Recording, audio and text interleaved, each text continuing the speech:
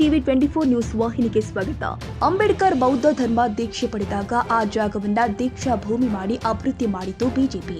ಅಂಬೇಡ್ಕರ್ ಅವರಿಗೆ ಮೋಸ ಮಾಡಿತು ಕಾಂಗ್ರೆಸ್ ಎಂದು ಕೇಂದ್ರ ಸಚಿವ ಪ್ರಹ್ಲಾದ್ ಜೋಶಿ ಅವರು ಆರೋಪ ಮಾಡಿದ್ದಾರೆ.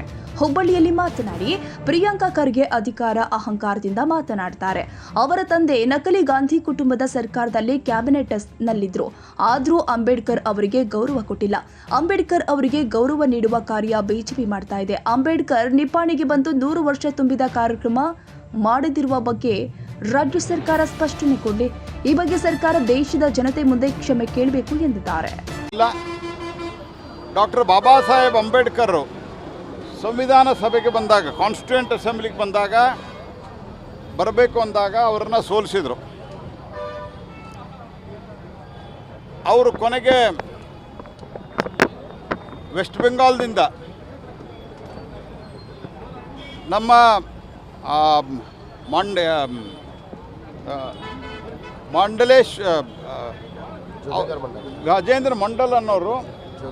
ಜೋಗೇಂದ್ರ ಮಂಡಲ್ ಅನ್ನೋರು ರಾಜೀನಾಮೆಯನ್ನು ಕೊಟ್ಟು ಬಾಬಾ ಸಾಹೇಬ್ ಅಂಬೇಡ್ಕರ್ಗೆ ಬೆಂಬಲ ಕೊಟ್ಟು ಅವ್ರನ್ನ ಅಲ್ಲಿಂದ ಕರ್ಕೊಂಬಂದರು.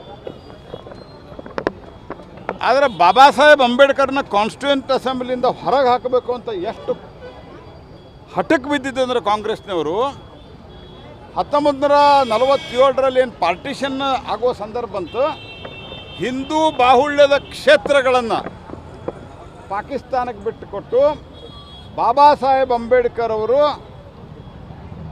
ಕಾನ್ಸ್ಟಿಟ್ಯೂಯೆಂಟ್ ಅಸೆಂಬ್ಲಿಗೆ ಏನು ಬಂದಿದ್ರು ಅದನ್ನು ಅಸಿಂಧು ಮಾಡಿದರು.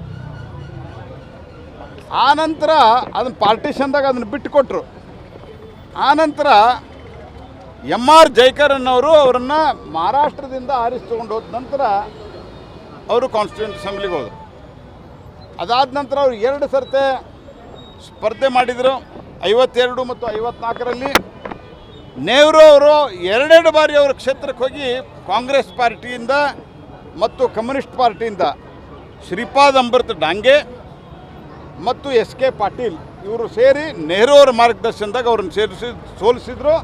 ಮತ್ತು ಅವ್ರನ್ನ ಸೋಲಿಸಿದವರು ಕಾರ್ಜೋಳ್ಕರ್ ಅನ್ನುವಂಥ ಅಂಬೇಡ್ಕರ್ ಅವರ ಅಸಿಸ್ಟೆಂಟ್ ಆಗಿದ್ದಂಥವ. ಆ ಅಸಿಸ್ಟೆಂಟ್ಗೆ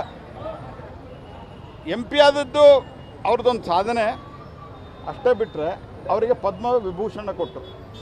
ಪದ್ಮಭೂಷಣ ಡಾಕ್ಟರ್ ಬಾಬಾ ಸಾಹೇಬ್ ಅಂಬೇಡ್ಕರ್ಗೆ ಭಾರತ ರತ್ನ ಆಗಲಿ ಪದ್ಮವಿಭೂಷಣ ಆಗಲಿ ಏನೂ ಕೊಡಲಿಲ್ಲ.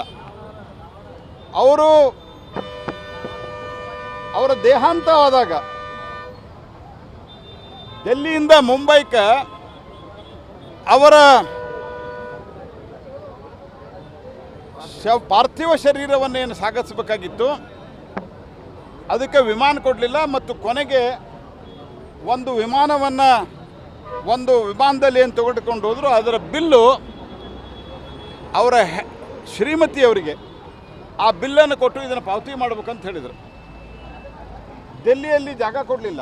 ಈ ರೀತಿಯಾಗಿ ಡಾಕ್ಟರ್ ಬಾಬಾ ಸಾಹೇಬ್ ಅಂಬೇಡ್ಕರ್ಗೆ ಅಪಮಾನ ಮಾಡಿ ಈಗೂ ಸಹಿತ ಕರ್ನಾಟಕ ಕಾಂಗ್ರೆಸ್ ಸರ್ಕಾರ ಕೇಂದ್ರದ ಕಾಂಗ್ರೆಸ್ ಸೂಚನೆಯಂತೆ as per the direction of the central Congress party Baba Saheb Ambedkar ಅವರು ಬಂದಂಥ 100 ವರ್ಷದ ಈ ಕಾರ್ಯಕ್ರಮವನ್ನು ಮಾಡಬಾರ್ದು ಅಂತ ತೀರ್ಮಾನ ಮಾಡಿಲ್ಲ.